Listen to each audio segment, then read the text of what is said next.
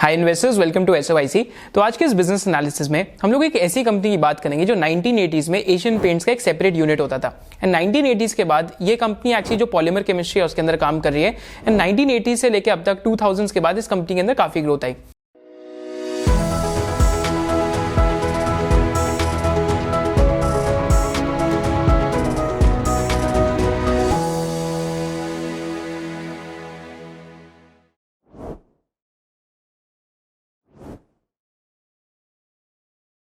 तो business analysis start करने से पहले एक फाइनेंस में या इकोनॉमिक्स में एक बहुत इंटरेस्टिंग कॉन्सेप्ट सीखते हैं कि डिफरेंट टाइप्स ऑफ बिजनेसेस क्या होते हैं। तो generally there are 4 different types of business. One is B2B business, माने जो बिजनेस टू बिजनेस हो। सपोज करते हैं एक बिजनेस किसी और बिजनेस को प्रोडक्ट बेच रहे हैं। Second is B2C business. तो B2C बिजनेस में क्या है कि जो डायरेक्टली कंज्यूमर है आप उसको प्रोडक्ट्स बेच रहे हैं। Third type of business that comes is B2G business, जिसमें बिजनेस टू गवर्नमेंट बिजनेस है कि जहां पे आप जो डील है आपकी जो डीलिंग है सारी गवर्नमेंट के साथ है। And final type of business क्या है, बिजनेस टू इंस्टीट्यूशन, माने आप किसी जो इंस्टीट्यूशन है उसको प्रोडक्ट्स उनको प्रोडक्ट सेल कर रहे हैं। So these are the 4 types of products. पर यहाँ पे सबसे इंटरेस्टिंग क्या रहता है, B2B बिजनेसेस में इंडिया में लास्ट 10-15 ईयर्स में बहुत वेल्थ क्रिएशन हुई है। अगर आप इंडिया के अंदर टॉप 10 वेल्थ क्रिएटर्स का नाम देखेंगे लास्ट 10 ईयर्स में, तो most of them will be B2B businesses. चाहे आप विनिति ऑर्गेनिक्स का एग्जाम्पल है, चाहे नवीन फ्लोरिन का एग्जाम्पल है, चाहे आप APL अपोलो का एग्जाम्पल है, चाहे बालकृष्ण इंडस्ट्रीज का एग्जाम्पल है, चाहे प्रिवी स्पेशलिटी का एग्जाम्पल है, चाहे आप गुजरात अंबुजा एक्सपोर्ट्स का एग्जाम्पल है। एंड इन 5-6 बिजनेस के अंदर क्या चीज एक बहुत कॉमन है, that is supply side dominance. जब हम गुजरात अंबुजा एक्सपोर्ट्स की बात करते हैं तो almost they have 25% market share when it comes to the maize processing market. And Gujarat Ambuja exports की हमने 2 इयर्स पहले भी हमारे जो एसओआईसी का 10 बैगर फ्रेमवर्क है उसके अंदर बात करी थी। एंड तभी भी हमने ये बात करी थी कि यहाँ पे सप्लाई साइड डोमिनेंस इतनी है कि लास्ट साइकिल में जब खराब साइकिल आई, मेज की प्राइसिंग थोड़ी सी सिक्लिकल रहती है, तो उस टाइम पे इंडस्ट्री की 12% कैपेसिटी कोलैप्स हो गई। एंड इस कंपनी की बैलेंस शीट बहुत स्ट्रांग है, इस वजह से कंपनी बहुत ज्यादा टाइम के लिए सर्वाइव करी। I used to own this company actually, क्योंकि थीसिस यही था सप्लाई साइड डोमिनेंस का। सेकंड, जब बालकृष्ण इंडस्ट्रीज की हमने अपने चैनल पे बात करी थी तो बालकृष्णा में भी क्या है कि सप्लाई साइड डोमिनेंस है कि world of the highway tyre market में धीरे धीरे करके फ्रॉम 2-3% मार्केट शेयर आज इस कंपनी का मार्केट शेयर 7-8% के आसपास हो गए। 7-8% क्यों हुआ है? क्योंकि it is the world's lowest cost producer and यहां पे भी सप्लाई साइड डोमिनेंस है कि इंडिया से और कोई ज्यादा अच्छा मैन्युफैक्चरर नहीं है, तो यहां से एक्सपोर्ट सिर्फ बालकृष्णा इंडस्ट्रीज ही सबसे ज्यादा कर रहे हैं। फिर थर्ड कंपनी की जो हमने बात करी थी रिसेंटली एसओआईसी चैनल में, that was Garware technical fibres. वहां पे भी सप्लाई साइड डोमिनेंस है कि कुछ प्रोडक्ट्स में उनके पास पेटेंट है एंड कुछ प्रोडक्ट्स उनके कंपेटिटर्स बना ही नहीं पाते। एंड सेकेंडली यहाँ पे बहुत ज्यादा जो कंपेटिटर्स है उनका फोकस नहीं है इस बिजनेस सेगमेंट के ऊपर। So again supply side dominance. फिर नवीन फ्लोरिन की बात करी थी कि फ्लोरिनेशन के अंदर जब ट्राईफ्लोरोकेमिस्ट्री आती है या फिर और भी S3, S4, S6 केमिस्ट्री आती है, तो यहाँ पे नवीन फ्लोरिन का कोई इंडिया में कंपेटिटर नहीं है। जो कंपेटिटर है वो वेस्टर्न हेमिस्फीयर में, तो इंडिया के अंदर कोई कंपेटिटर नहीं है। फिर फाइनली हमने अपने चैनल पे अल्काइल अमाइंस और बालाजी अमाइंस की भी बात कर रखी है। अल्काइल की शायद से ज्यादा बात करी थी आज से 2 इयर्स पहले। तो अल्काइल अमाइंस में भी क्या है कि अमाइंस के अंदर एक सप्लाई साइड डोमिनेंस है कि बेसिकली इट्स अ डुओपोलिस्टिक इंडस्ट्री कि यहाँ पे 2 ही प्लेयर्स ऑपरेट करते हैं with in the domestic market. And क्योंकि अमाइंस आर करोसिव एंड बल्की, तो अमाइंस का इंपोर्ट नहीं हो सकता है, इसलिए इस वजह से ज्यादातर डोमेस्टिक मार्केट हो जाती है। So again an example of supply side dominance.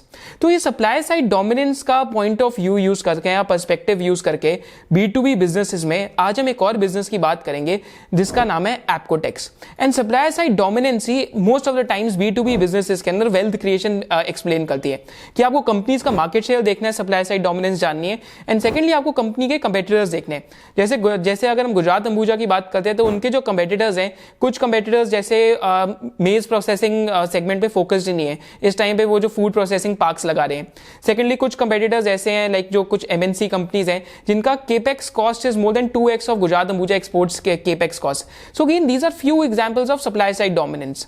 तो जब हम एप्कोटेक्स की बात करते हैं तो एक बार एप्कोटेक्स की एवोल्यूशन देखते हैं। तो 1980s में Apcotex used to be a part of Asian Paints and 1991 में कंपनी पब्लिकली लिस्ट हुई थी। फिर 1998 में कंपनी ने हाई स्टाइरीन जो रबर है उसकी प्रोडक्शन स्टार्ट करी। तो माने सिंपली एग्जांपल लेते हैं, सिंथेटिक रबर की प्रोडक्शन स्टार्ट करी एंड 2005 में कंपनी का नेम चेंज हो गया टू एप्कोटेक्स। फिर 2009 में company entered acrylic emulsion business, right. And साथ साथ 2013 में कंपनी सिंथेटिक लेटेक्स के बिजनेस में आई। एंड फाइनली कंपनी ने 2016 के अंदर एक ओमनोवा सॉल्यूशंस करके एक NBR के अंदर एक कंपनी है उसको अक्वायर करा। तो NBR और जो सिंथेटिक लेटेक्स हम एक बार उसकी बात करेंगे। तो पहले हम ये जानते हैं कि एप्कोटेक्स ऑपरेट क्या करता है। तो एप्कोटेक्स सिंपली ऑपरेट करता है इमल्शन पॉलीमर इंडस्ट्री के अंदर। तो इमल्शन पॉलीमर इंडस्ट्री क्या है, तो basically it's the process of, basically जो इमल्शन का प्रोसेस है ऑयल ऑयल एंड सर्फेक्टेंट्स का with in the continuous phase of water.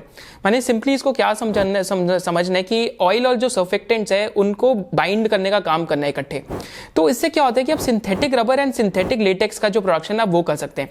अब अगेन यहाँ पे सिमिलर डायनामिक्स के अमाइंस वाले जो मैंने बताया था कि क्योंकि 50% of synthetic latex and synthetic rubber, अगर सिर्फ हम NBR को हटा दें इसके अंदर, तो सिंथेटिक्स लेटेक्स और जब सिंथेटिक्स रबर की बात करते हैं तो 50% of the weightage of these things is just because of water. तो माने एक बल्कि केमिकल है, एक बल्कि इंडस्ट्री है जिसकी वजह से ऑल ओवर द वर्ल्ड एक लोकल इंडस्ट्री है। माने यहाँ पे एक्सपोर्ट करना काफी मुश्किल हो जाता है यहाँ पे कुछ कुछ प्रोडक्ट्स के अंदर। एंड सेकेंडली जब हमने B2B बिजनेसेस की बात करी थी सप्लाई साइड डोमिनेंस की, तो आज कम से कम एप्कोटेक्स के पास 70 to 80 प्रोडक्ट्स हैं एंड कुछ कुछ प्रोडक्ट्स ऐसे जिनमें कोई कंपेटिटर ही नहीं है इंडिया का। तो जैसे हम लेटेक्स के अंदर बात करेंगे, जो XNBR लेटेक्स करके ये लोग एक प्रोडक्ट बना रहे हैं, तो इंडिया में उसका कोई मैन्युफैक्चरर नहीं है। फिर एक और प्रोडक्ट है by the name of nitrile latex जिसका कोई इंडिया में मैन्युफैक्चरर नहीं है। तो एक सिंथेटिक रबर के अंदर एक प्रोडक्ट है basically bye the name of NBR। तो NBR भी इंडिया के अंदर बहुत छोटे छोटे मैन्युफैक्चरर्स हैं एंड यहाँ पे भी इसका एकदम जो मैन्युफैक्चरिंग शेयर इंडिया के अंदर है एकदम डोमिनेंट है। सिमिलरली ऐसे 4-5 प्रोडक्ट्स ऐसे और भी हैं जो डिफरेंट इंडस्ट्रीज में सप्लाई करते हैं जहाँ पे कोई भी कंपेटिटर नहीं है इनका। जब हम वैल्यू चेन की बात करते हैं कि synthetic rubber and synthetic latex कैसे प्रोड्यूस होते हैं, तो यहाँ पे 3 की रॉ मटेरियल्स हैं जो दोनों प्रोडक्ट कैटेगरीज के अंदर यूज होते हैं। फर्स्ट की रॉ मटेरियल क्या है, दैट इज स्टाइरीन। सेकंड की रॉ मटेरियल क्या है, that is acrylonitrile. And third की रॉ मटेरियल क्या है, that is oil derivative by the name of butadiene. तो जो ब्यूटेडीन है उसका इंडिया के अंदर जो अवेलेबिलिटी काफी अबंडेंट है, पर जो स्टाइरीन एंड एक्रिलोनिट्राइल है जो कि क्रूड ऑयल के डेरिवेटिव है, अगर आपको सिंपली समझना है तो इनकी इंडिया के अंदर बहुत ज्यादा अवेलेबिलिटी नहीं है। तो एक्रिलोनिट्राइल एंड स्टाइरीन दोनों का इंपोर्ट होता है। बट स्टाइरीन का जैसा कि हम यहाँ पे देख सकते हैं कि इंडियन ऑयल जो है यहाँ पे एक बहुत बड़ा उसका एक प्लांट लगा रहा है with in India. And acrylonitrile का भी एक प्रोड्यूसर रिलायंस ही है, बट रिलायंस का जो नया केपेक्स का प्लान आया पेट्रोकेमिकल्स में, उसमें जो एक्रिलोनिट्राइल है इसका भी एक्सपेंशन प्लान है। सो इन रॉ मटेरियल साइड पे I think over a period of times जो सप्लाई साइड इश्यूज हैं वो सॉल्व होते जाएंगे। सेकेंडली अगर हम वैल्यू चेन के अंदर देखते हैं तो इन रॉ मटेरियल से बनता है synthetic latex and synthetic rubber. And इसके बाद जो फाइनल प्रोडक्ट्स में हम देख सकते हैं कि जो सिंथेटिक लेटेक्स है उसका कहाँ पे यूज है, मेन यूज इनका पेपर के अंदर है, फिर कारपेट के अंदर यूज होता है। तो कारपेट में आई थिंक 15 to 20% यूसेज है, पेपर में भी 18 to 20% यूसेज है, कंस्ट्रक्शन में भी 15 to 20% यूसेज है, फिर टायर्स के अंदर यूज होता है, फिर जो ग्लव्स है इसके अंदर भी यूज होता है synthetic latex. And final use is basically in speciality. Vera जब हम सिंथेटिक रबर की बात करते हैं तो सिंथेटिक रबर जैसा हम यहाँ देख सकते हैं तो it is used in footwear के साथ साथ जो ऑटो इंडस्ट्री है उसके अंदर यूज होता है। फिर जो इंडस्ट्रियल पर्पसेज है उसके अंदर भी इसकी मैन्युफैक्चरिंग होती है। तो यहाँ पे एक इंटरेस्टिंग चीज क्या है कि इनके 2 डिविजन हैं। एक डिवीजन तो सिंथेटिक रबर का है, दूसरा डिवीजन सिंथेटिक लेटेक्स का है। तो सिंथेटिक रबर के डिवीजन से आज इनका 45% ऑफ द रेवेन्यूज आते हैं। फिर जब हम सिंथेटिक लेटेक्स की डिवीजन की बात करते हैं तो यहाँ से 55% ऑफ द रेवेन्यूज आते हैं। तो पहले जो सिंथेटिक रबर डिवीजन है इसको सिंपली समझते हैं कि इसके अंदर क्या क्या पार्ट्स है। तो जब आप सिंथेटिक रबर डिवीजन की बात करते हैं तो यहाँ पे they have basically 4 business segments. तो एक तो बिजनेस सेगमेंट इनका NBR का है।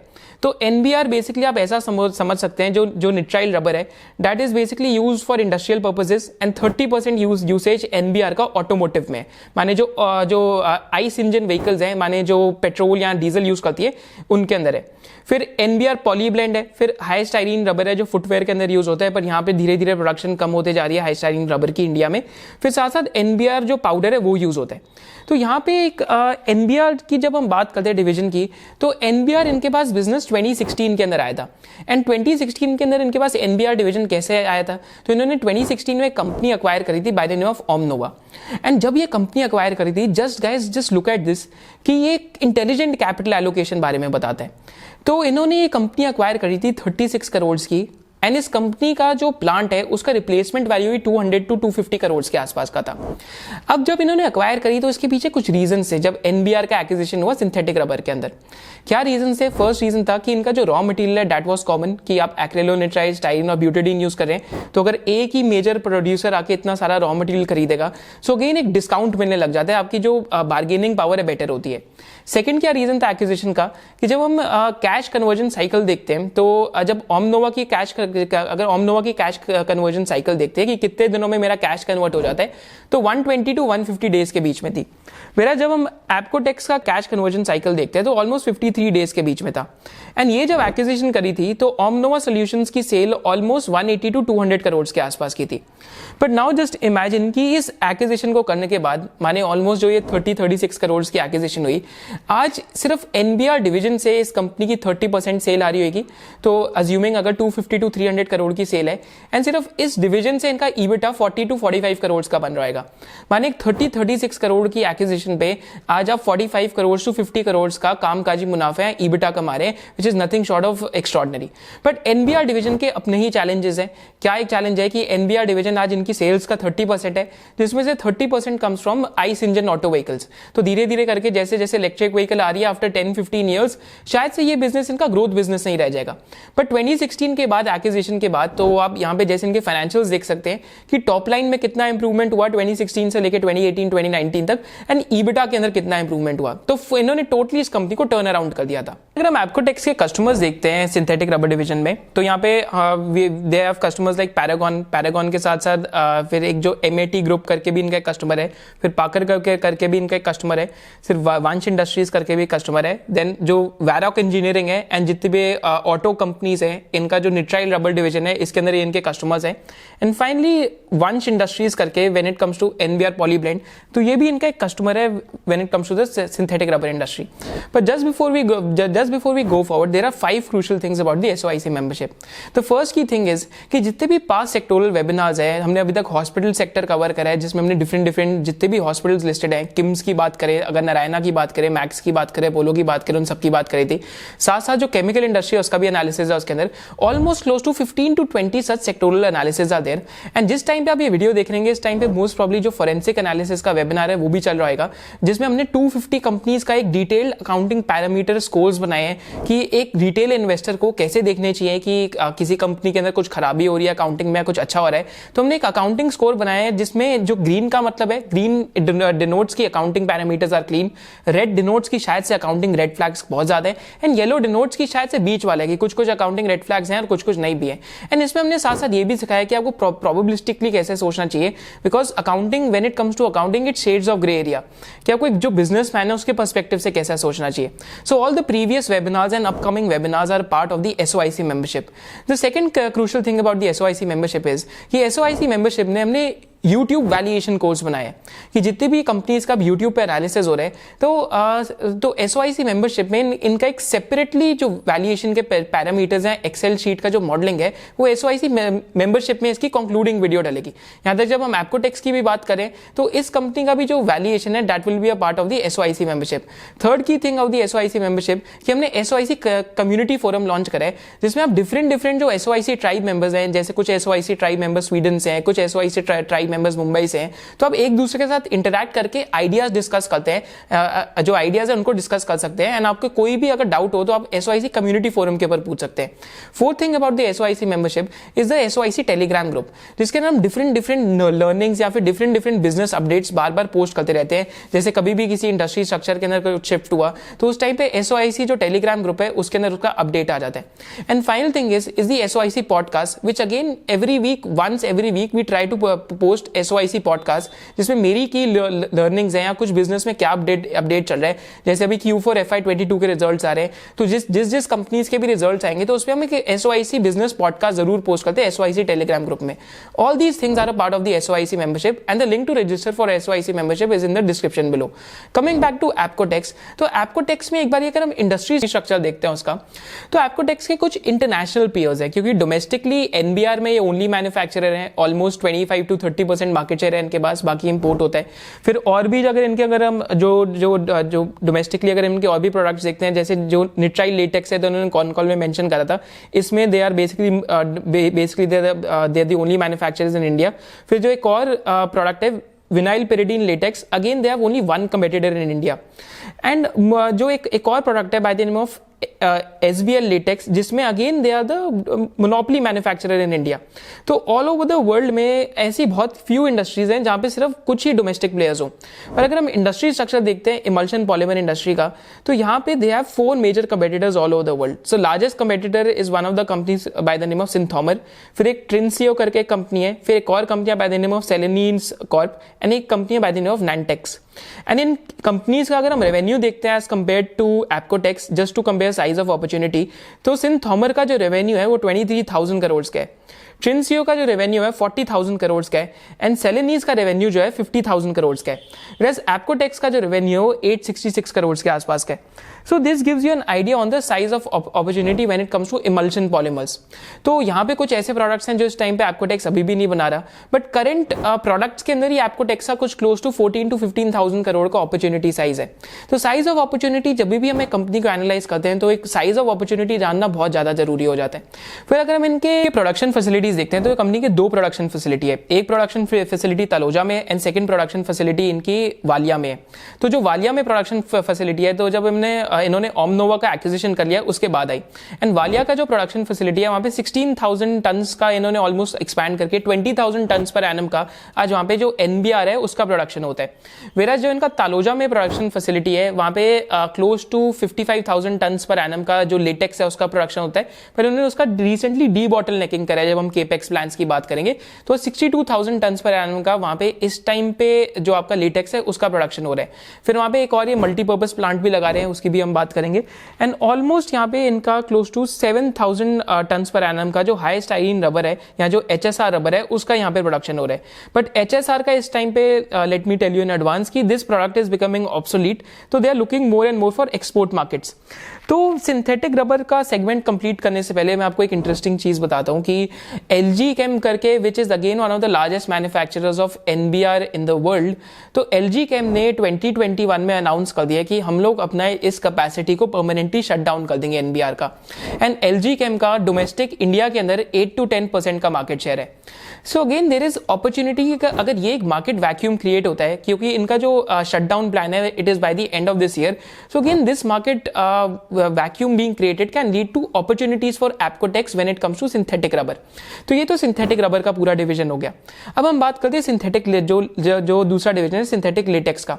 तो सिंथेटिक लेटेक्स के डिवीजन में basically they cater to industries like paper, माने पेपर इंडस्ट्री में जो भी बाइंडिंग स्ट्रेंथ के लिए लेटेक्स चाहिए होते हैं यहाँ पे प्रोवाइड करते हैं। So they have all the tier 1 clients like ITC, JK paper, build की बात करें। फिर कारपेट इंडस्ट्री में बहुत बड़े सप्लायर हैं, तो कारपेट इंडस्ट्री में भी आई थिंक एक रिपोर्ट में लिखा होता है 70% मार्केट शेयर है लेटेक्स सप्लाई का, जो भी सिंथेटिक लेटेक्स सप्लाई करते हैं। फिर कंस्ट्रक्शन इंडस्ट्री में जो पिडलाइट का डॉक्टर फिक्सेट बनता है, तो डॉक्टर फिक्सेट में भी इनका ही मटेरियल जाता है। फिर साथ साथ जो एक और कंपनी है by the name of Saika, फिर एक और कंपनी है बाय द नेम ऑफ फॉसरॉक, उसमें भी इनका सप्लाई है। तो कंस्ट्रक्शन इनका 15 to 20% ऑफ सिंथेटिक लेटेक्स है। फिर टायर कॉर्ड में जो भी टियर 1 टायर मैन्युफैक्चरर्स हैं, SRF की बात करें, टेक्निकल टेक्सटाइल में MRF की बात करें तो उनके सप्लायर्स हैं। फिर ग्लव्स के अंदर जो टॉप ग्लव है which is the world's largest player when it comes to the manufacturing of medical gloves, उसमें सप्लायर है। मैलकॉम करके एक इंडस्ट्री कंपनी है, उसमें भी सप्लायर है। एंड फाइनली जो इनका जो लेटेक्स का यूज बेसिकली स्पेशलिटी में होता है, दैट इज पेपर सैचुरेशन में या फिर बाइंडर फॉर कॉक शीट्स में या जॉइंटिंग शीट्स में या टेक्सटाइल फिनिशिंग में या फाइनली जो एडहेसिव्स है उसके अंदर भी इनका जो सिंथेटिक लेटेक्स है इसका बहुत ज्यादा सप्लाई है। So this is the synthetic latex division. And synthetic latex division आज सेल्स का 55% है।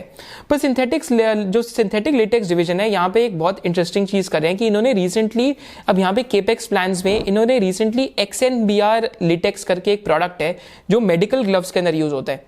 तो मेडिकल ग्लव्स के अंदर क्या हो रहा है कि actually there is a competition between synthetic latex and natural latex.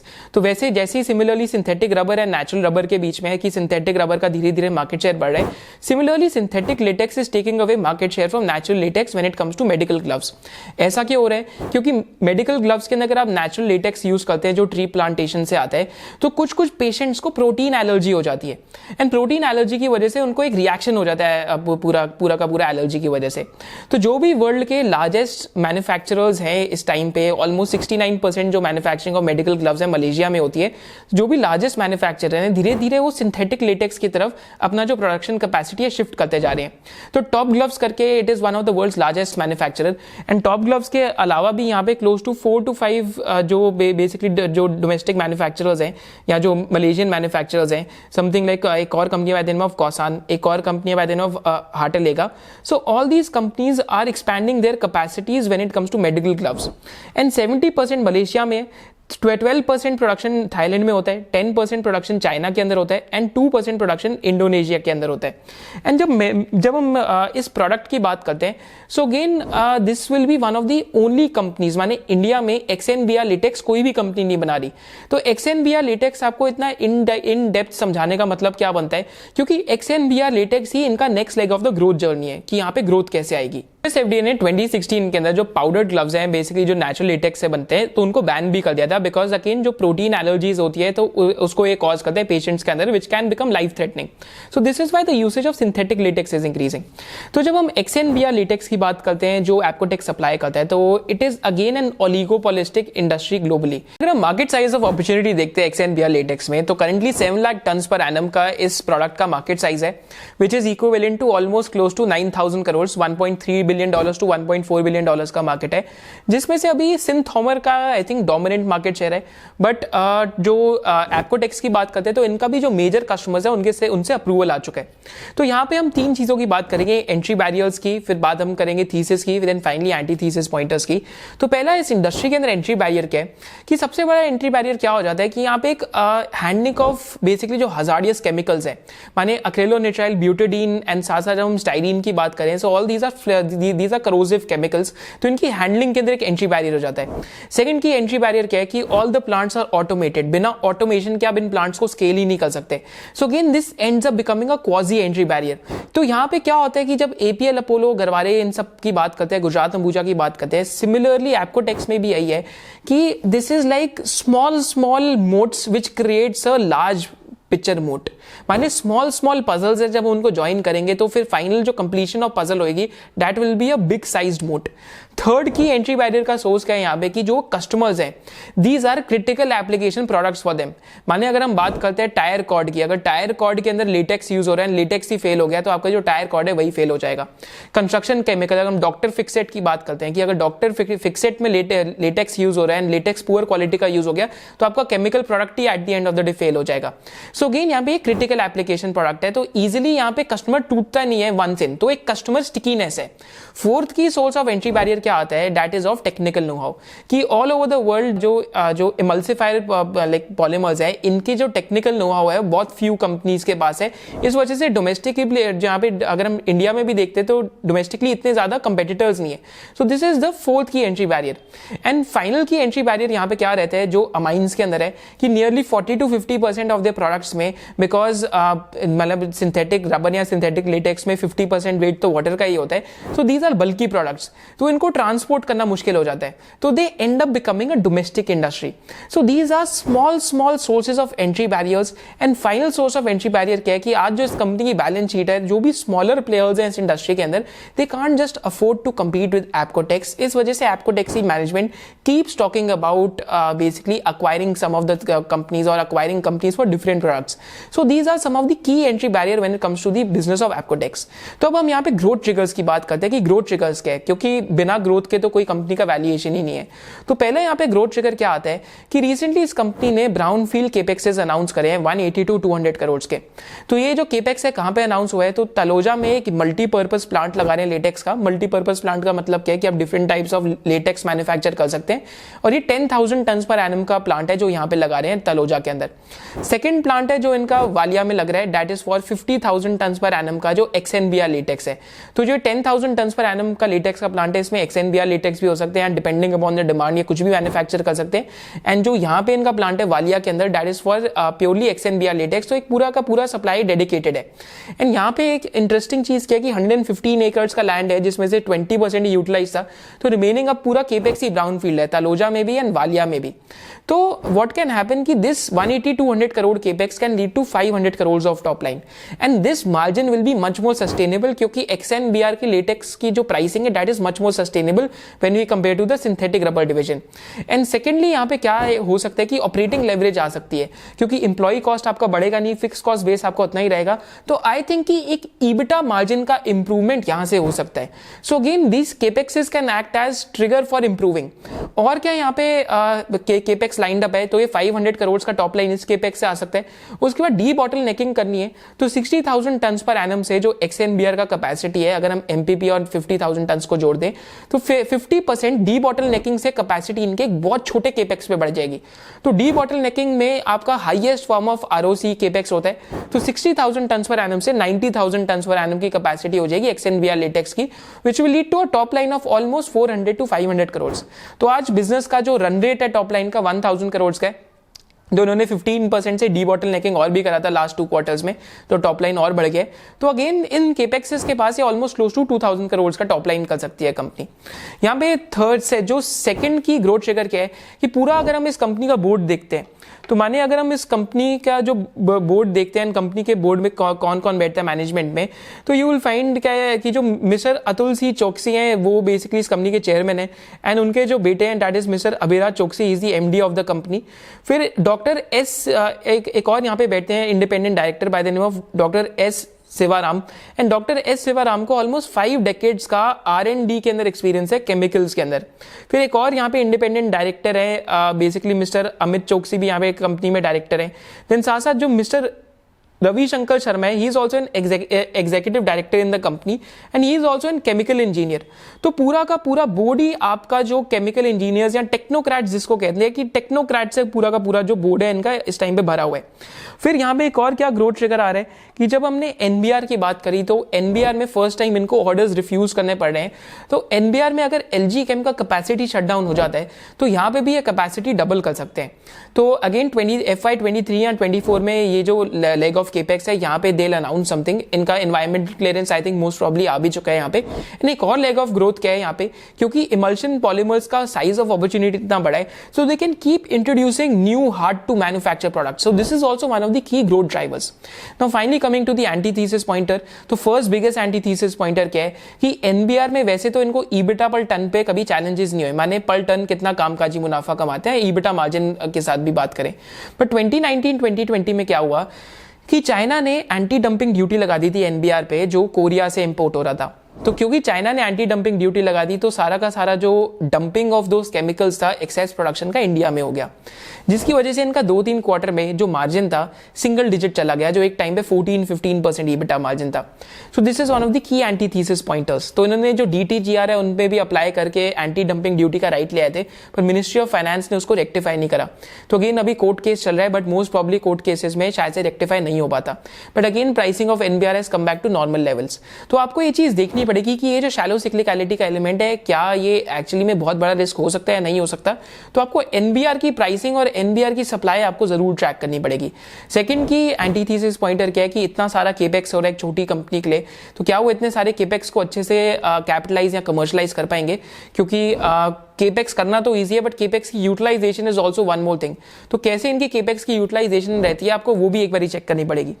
Third की एंटीथीसिस पॉइंटर बेसिकली इस बिजनेस में क्या है कि any large scale expansion by international peers, क्योंकि इंटरनेशनल पीयर्स का जो साइज है वो बहुत ज्यादा है। फिर एक और क्या एंटीथीसिस पॉइंटर है जो आपके लिए जानना जरूरी है बहुत, कि तालोजा के प्लांट में इनके पहले भी पास्ट में स्ट्राइक्स हो चुकी हैं। तो स्ट्राइक्स के चक्कर में 60 डे ऑफ प्रोडक्शन लॉस हुआ था 2017-18 के अंदर। तो अगेन ऐसा कुछ होता है तो this can not be ruled out कि 2017 वाला इवेंट वापस ना हो। अगर वापस होता है तो अगेन 2-3 मंथ्स का यहाँ पे प्रोडक्शन लॉस हो सकता है, क्योंकि तालोजा वाले प्लांट के अंदर इनका का लेबर यूनियन भी है. So again these are some of the key antithesis pointers in the business. तो जब इस बिजनेस का डिटेल्ड वैल्यूएशन है with the bull bear and base scenario, that is a part of the SOIC membership जो हमने SOIC YouTube valuation course के लिए SOIC membership के अंदर डाला है. तो इसका जो एक्सेल मॉडलिंग है वो भी आपको एसओआईसी कोर्स के अंदर मिल जाएगा. With this we end the analysis and do let me know in the comment section below कि आपको एनालिसिस कैसा लगा एंड आप जो नेक्स्ट वीडियो एनालिसिस आप कौन सी कंपनी में देखना चाहेंगे. First option is underwear wars, जिसमें हम Page Industries, Rupa, Lux Industries and जो डॉलर है इन चारों का कंपैरिजन करेंगे. And second option is Cholamandalam which is actually investing in a lot of fintechs right now. So these are the two options. आप एक बार केयरफुली चूज करके मेरे को कमेंट सेक्शन पे जरूर बताइए, क्योंकि जैसे आपने केयरफुली कंपनी है एप्कोटेक्स को चूज करा लास्ट वीडियो में, इस वजह से हमने एप्कोटेक्स की वीडियो बनाई. तो सिमिलरली आप मेरे को वैसे केयरफुली चूज करके इन दो ऑप्शंस में से एक बताइए. Thank you so much for watching. Hope to see you in the next business analysis of SOIC. Jai Hind.